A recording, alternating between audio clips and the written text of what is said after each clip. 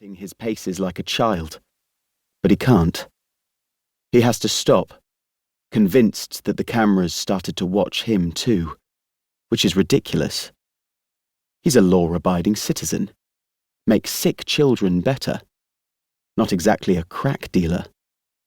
"I'm tired," Freddie, his 5-year-old son, says, tugging at Adam's sleeve. "Tired?" Adam says. "How can you possibly be tired, monkey? We've barely made it out the front door." Earlier, Freddie announced that he wanted to walk to the park today, but now he wishes to be carried. And who is Adam to refuse? He scoops Freddie up onto his shoulders, at the same time wedging one foot under their jogging pram's back wheel to stop it rolling down Maze Hill. He knows he's a soft touch. Too soft, according to his wife, Tanya. "I've got it," Adam says, as Tanya offers to take the pram. Their 6-month-old daughter, Tilly, has finally given in to sleep after a busy night. Tanya lifts up her hands in mock surrender. She's exhausted, tired to the core. Tilly's still breastfeeding, and Freddie's been playing up all week. "Sorry," Adam says, letting her take the pram. Freddie buries his hands deep in his dad's hair, kneading it like Play-Doh. Adam tries to do everything at weekends, which only seems to make things worse. "How I manage without you is a mystery," Tanya says as they continue down the road in the spring sunshine. A gentle breeze is blowing in from the south. Before they had children, Saturday mornings used to be a highlight of their week.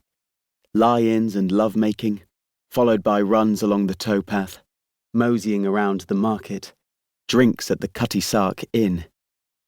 Now it's the playground in Greenwich Park, the soft play area on Creek Road if it's raining. "The camera's doing a good job," Adam says, looking up at its menacing dark glass. He hasn't told Tanya that he thinks it's filming him. "No trouble?" "The guy in the corner shop says it's not a police camera," Tanya says as they turn off into the park. It's true. There's no official sign. Nothing to say who actually erected it. MI5, apparently, she adds. He would say that. Adam has to listen to a new conspiracy theory every time he pops in for a pint of milk. But he still can't resist another glance back at the camera after he lowers Freddie to the ground. Has it moved? Changed angle? It's no good. He should seek proper help, accept how bad things have become, that he's convinced he's being observed every hour of every day. Filmed. Last week, he even asked a colleague in psychiatry about it. Scopophobia.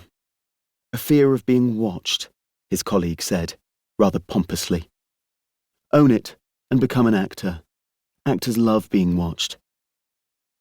That's the irony. Adam was an actor once, when he was a medical student, but he couldn't tell the psychiatrist that university was where it all began. He's never been able to tell anyone. 5 minutes later, on the bench together with a couple of coffees, they watch Freddie run about the playground. Tilly is still asleep in the pram beside them, which doesn't bode well for later. At least it gives Tanya a break. Adam's desperate to launch Freddie skywards on the swings, spin him dizzy on the roundabouts, but he knows that Tanya wants to talk. I think I'll go down to Mum and Dad's this afternoon, she says, tucking a strand of her long, light brown hair behind an ear. They haven't seen the kids for weeks. Today, Adam says, failing to hide his disappointment. The plan had been for her to go on Monday, but he doesn't want another row with Tanya. There have been enough of those in recent weeks. Of course. That's fine, he adds, feeling sick. He so wants Tanya to be happy, but it's as if a light has gone out in her life, and he doesn't know how to switch it back on. If you're not too tired, I could drive you down. Take the train back? I'm fine, she says. They sit in silence,